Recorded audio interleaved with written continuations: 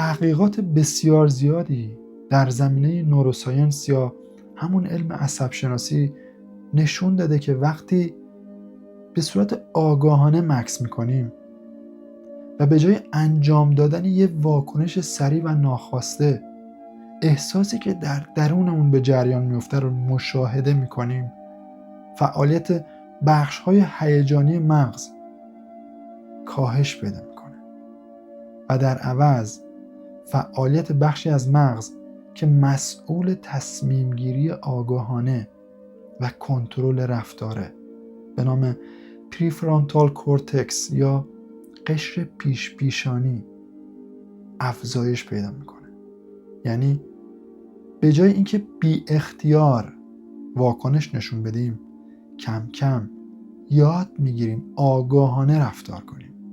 و با تکرار همین مکث های ساده شدت واکنش های هیجانی ما کمتر میشه و رفتارهایی که داریم، رفتارهایی که تا دیروز طبق یک برنامه پیش‌فرض اجرا میشد، کم کم قابل مدیریت میشه و آرامش نه به صورت موقتی و مقطعی بلکه به صورت واقعی و پایدار در زندگی به جریان میفته.